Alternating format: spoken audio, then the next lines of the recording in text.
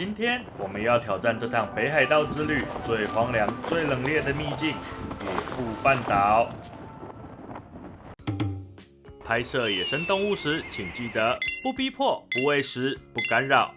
想要拍攝自然的奇蹟，請務必保持最美的距離。但在影片開始前，要先給大家看一段我們差點冷死在冰原上的超崩潰畫面。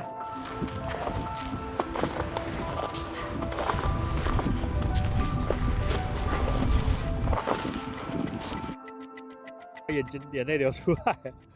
我們現在在北海道野付半島的比較裡面的地方，這裡真的，一看過去就是雪跟海，沒有了，沒有超商，沒有店。像我們拍野生動物啊，很常都會到一些比較人煙稀少的地方，這種時候其實就很擔心手機會沒有訊號，所以我現在想要來看看，有點厲害，是滿格欸。沒錯，感謝本集乾爹 Sally eSIM。出乎我意料的是，我們這次是用 Sally eSIM， 它蠻穩的，它都是滿格，它全球有超過200多個目的地可以使用啊。然後原本想說，像這種比較沒有人的地方，會不會收訊不好？那大家剛好看到，它訊號蠻穩的。而且它有一個跟別家 eSIM 不一樣的功能，因為它是 NordVPN 他們家開發的，所以它 eSIM 本身就附帶了 VPN， 同時你在聯網的時候啊，它就可以順便保護你的手機的資料不會外洩。重點是它不用換卡，出國的時候你下飛機啊 ，APP 按一下它就設定好了，超級方便。如果連我們拍攝的這種地方都收得到，你們是去東京啊、大阪啊這種都不用擔心了。這次廠商有給我們波士家族的觀眾專屬的優惠碼，只要下載 Sally 的 APP， 在裡面輸入波波 eSIM， 就享85折的優惠哦，還有30天無風險退款保證。好啦，剛剛那是我們走到懷疑人生時拍的，讓我們把時間倒轉回幾個小時之前。這天早上，我們帶着滿滿的期待出發前往野付半島。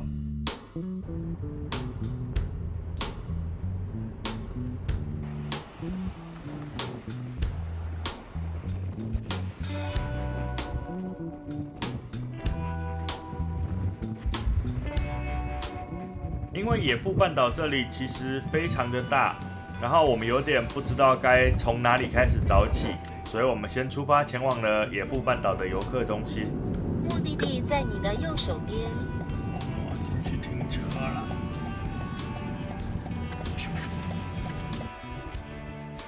而且因為如果想要進到最裡面拍攝的話，好像要先去換一張通行證才可以開車進去，所以我們就先來探探路啦。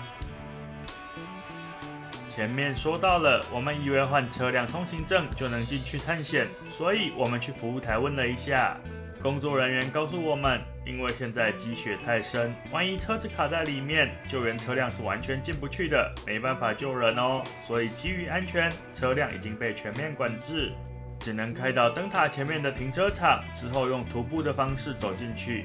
告示牌上寫着，單程要走2個小時。這裡面的生態資源超級豐富，波妞還開心的買了娃娃跟生態的書。買了一堆無為不為毛茸茸的東西。爸爸，帶你們回台灣。這個時候的我們完全不知道，接下來大自然準備給我們上一堂多麼嚴厲的震撼教育。發現大家都停下來了，所以我們也決定。有貓貓哎，那是貓貓還是狗狗？還是狐狸？哦，還是狐狸。還是狐狸呀？等一下，它尾巴怎麼？毛掉光光了。對啊。我們要開到那個燈塔，然後停車，然後下來用走的。沒錯。但是就現在沒有不用通行證，那你車就是停在外面用走的走進來，然後還有一個鐵鏈擋着，所以我們現在就用車停外面，我們走進來看看，前面有一個觀鳥小屋。踏入這片雪白的世界，剛開始體感其實沒有想象中的那麼冷，我們甚至還順手拍了一隻北極鷗。沒過多久，就幸運的遇到了今天的第一隻猛禽——白尾海雕。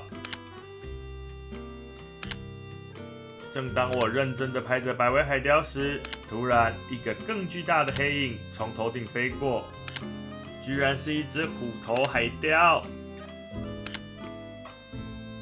拍完海雕，我們發現旁邊有個觀鳥小屋。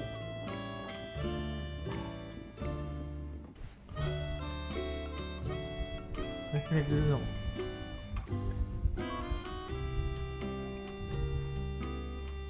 這個是這邊的夢幻鳥種嘛，雪屋。然後，因為我們剛好遇到狐狸，所以3顆星應該是比較簡單的。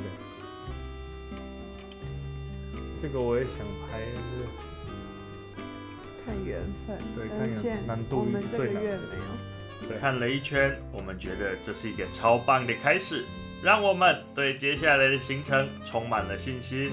但這份幸運似乎在離開觀鳥小屋後，就跟着按下了暫停鍵。我們繼續往半島深處走，放眼望去，除了枯木，就是滿地的白雪。我們走了好久好久，什麼都沒有看到。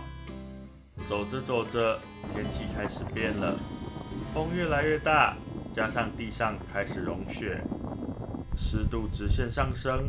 那種刺骨的濕冷直接穿透防風外套，鑽進骨頭裡。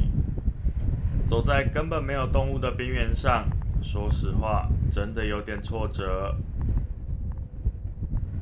就在這時，波妞指着遠方的雪地說：“你看那邊的浮球，遠遠看好像一隻狐狸哦。”結果他話才剛講完，浮球跟後面的消波塊突然動了一下，探出了一顆頭。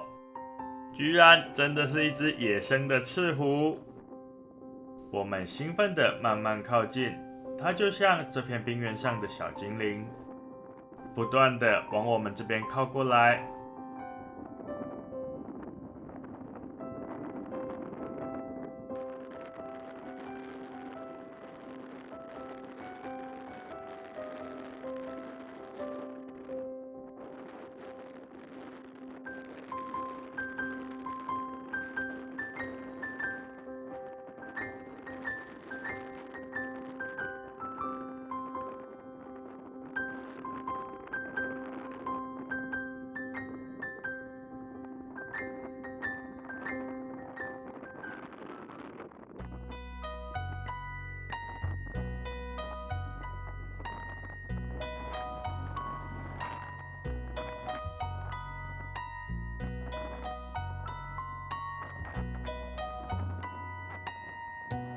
然後好像發現了什麼，突然一個超可愛的哇哇哇！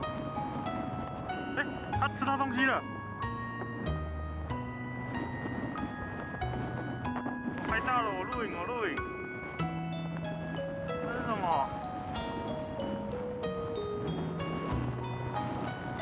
吃掉了，不知道。黑黑的一坨。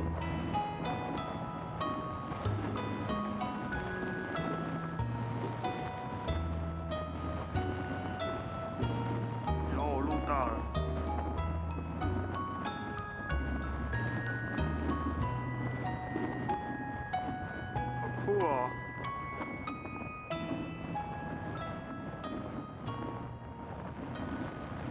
拜拜。大家比較常看到狐狸抓老鼠，可能是跳起來臉撲進雪裡，不過那是活的獵物限定。我們這次拍到的特別畫面是用挖的。我們上網查了查，得到的推斷，可能是因為冬天食物來源不穩定，所以他們有把多餘食物藏起來的習慣。當他們抓到老鼠或是撿到其他動物吃剩的碎肉時，如果當下吃不完，就會把它埋進雪堆裡，當作天然的冰箱。所以如果拍到的是直接挖雪找食物，有極大的幾率是他循着記憶和嗅覺，把之前藏起來的冷凍田鼠挖出來當點心吃。所以他看到我們後，咚咚咚的跑來，難道是怕我們發現他的小點心位置，然後把它偷吃掉嗎？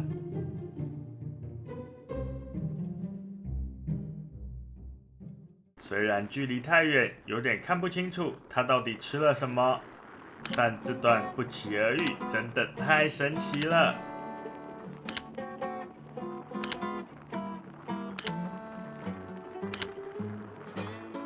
超可愛的，超可愛的。而且这只毛好漂亮哦，超蓬鬆。走吧，走吧，繼續拍。腳印呢？是有蹄的，不知道是下一路。超可愛的，很像烏魚子2片。這邊又有腳印。他們搭走這邊過去。沒有，這是不一樣的。對，這個是狐狸的腳印吧？跟剛剛那個不一樣呢。剛剛那個是2個一片，你看這個是3隻腳的呢，這不一樣的腳印呢。好可愛哦！這裡還有很多湯圓呢。對啊，這些湯圓是幹嘛用的？浮球？應該是吧。拍完赤湖，我們再咬牙往裡面走了很長一段，但這時候的氣溫和風速已經來到我們能承受的極限。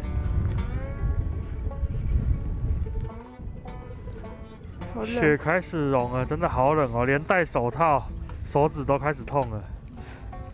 现在開始融了，變成水，真的好冷哦。好冷。波妞的手跟臉都已經有一點凍傷了。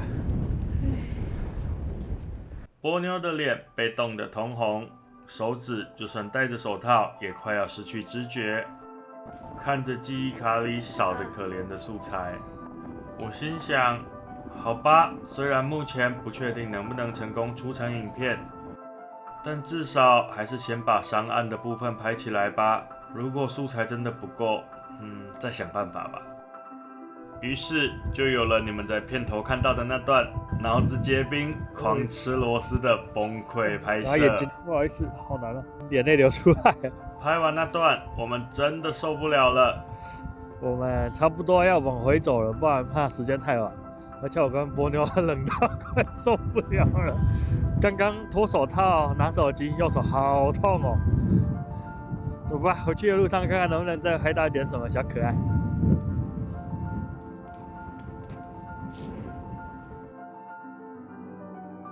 在往回走的路上，我們隨手拍到了幾隻未成年的海鷗，這真的是讓臉盲的我很頭痛啊！因為海鷗的亞成鳥長得都超像，就是一堆灰褐色的花花臉。我猜可能是灰背鷗或是織女銀鷗。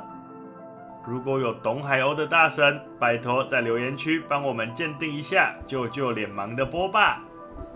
或許大自然就是要考驗你的意志力。當你以為一切都要遺憾收場的時候，奇蹟才正要開始。往回走的路上，我們在防波堤上發現了一隻停着休息的虎頭海雕。我屏氣凝神，躲在一輛卡車後面，慢慢的靠近。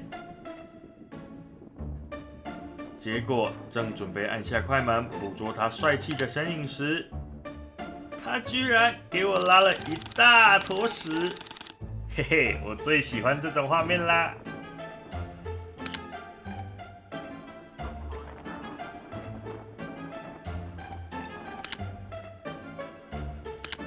接着，動物開始接連的出現，我們遇見了2隻優雅的丹頂鶴。走一走，遇到了丹頂鶴。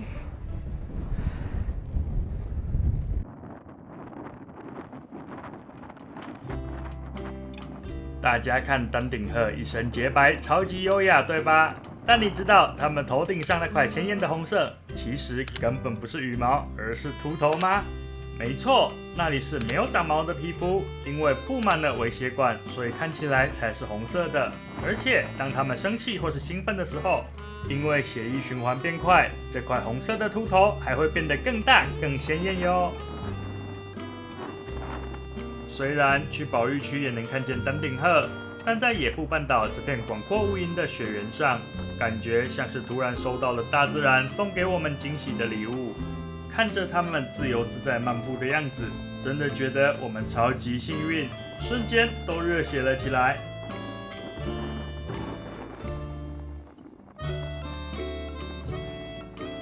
2隻野生的丹頂鶴，很近哦，它們就在那邊而已。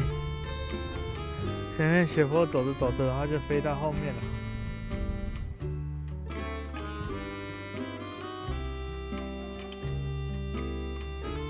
還有另一隻站在高柱上的虎頭海雕。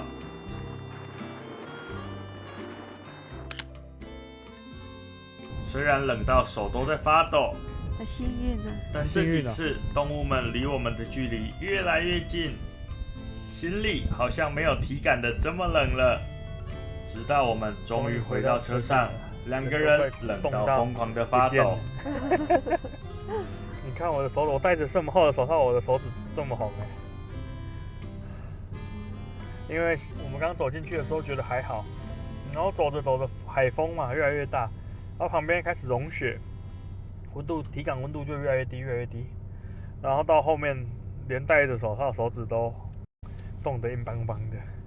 所以我跟波妞就決定開始往回走了。然後我到現在，我的臉頰還不太靈活，你感覺得出來？凍僵了，真的是凍僵了，好特別的感覺。大家如果有來的話，可能要準備一下更厚一點的面罩，要不然真的有點 hold 不住。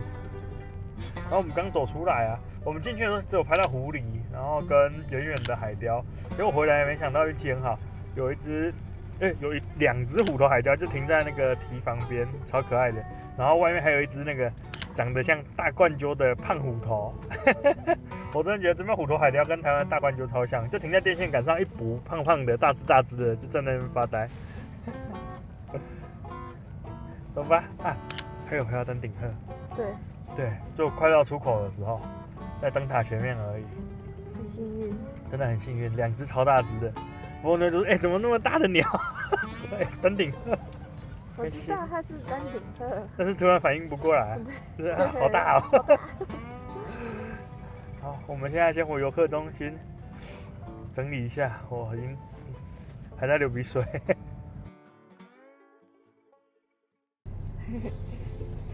吃點東西，休息一下，然後出發。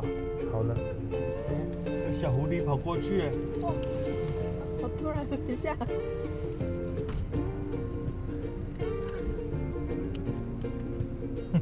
好突然哦，嗨，它好像狗狗。它其實跟我們剛剛在遇到那個毛色差好多。對，剛剛我們在裡面雪地的那只超蓬的，對，然後這只在比較靠外面這邊，然後就比較感覺在換毛。它在聽。我們沒吃午餐，沒有卡路里推薦名單，但波妞的甜點口袋名單還是要跟大家分享一下。原本是衝着這間65年老店長谷川果子鋪最出名的三角巧克力蛋糕來的，結果我們來得太早，還沒有出爐，整個大撲空。但旅行最棒的驚喜是奶奶推薦了這塊牛奶糖口味的蛋糕給我們，沒想到一吃驚為天人，這種充滿北海道濃郁奶香的古早味真的太療癒、太好吃了，連我不吃甜點都覺得很讚。小遺憾，我們就留到下次再買那塊三角巧克力蛋糕吧。野付半島，開車離開野付半島的途中，大自然送給我們最後的禮物。路邊出現了超大群的蝦夷鹿，靜靜地目送着我們。真的好近哦！我天哪！拜拜。就在路邊呢。拜拜。拜拜。當夕陽餘暉灑下，我們抬頭一看，一隻巨大的虎頭海雕就這樣霸氣地停在離我們超近的電線桿上，超級可愛。大家先過去，然後收相機。嘿。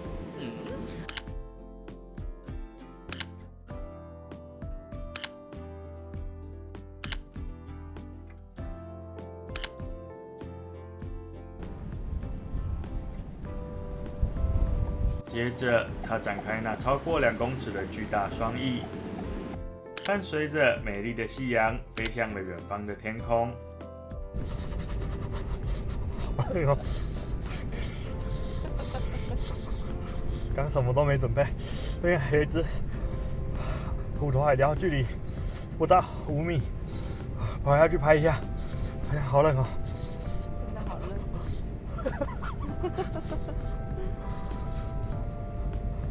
野付半島真的是一個會讓人敬畏大自然的地方，它用最嚴酷的環境考驗你。但也用最不可思議的生命力震撼你。勉不其然的，還是留下了一點小遺憾，這樣才有下次再來的理由嘛。其實我們這次野付半島最大的目標是雪屋，但要走到能拍攝雪屋的地方，要走好幾公里進去，再走好幾公里出來。我跟波妞真的做不到，希望未來能有機會一睹這個小可愛的風采吧。這集最後想要特別感謝大家看到這裡。也拜託大家，看在我們臉都凍歪了，在狂風暴雪中依然敬業拍攝的份上，如果有出國上網的需求，記得點擊下方鏈接，輸入我們的優惠碼波波eSIM。你們的支持是我們最大的溫暖。詳細的資料我都放在底下資訊欄嘍。謝謝大家的收看，我是波爸，我們下部影片再見，拜拜。有路哎，他在過馬路，那要等他一下，你不要逼他。那我逼他，不要逼車。我們開了一個 LINE 的社群，波爸的裝備袋，裡面有最真實的器材實測、配置建議，還有我私房拍攝的心得。如果你也是裝備控，或者對生態攝影有興趣，歡迎加入我的新天地，一起交流討論喲。未來如果有團購或是各種優惠資訊，我也會第一時間分享在裡面哦。鏈接就在資訊欄，讓我們在那裡繼續聊攝影、聊鳥鳥、聊裝備吧。我們社群見。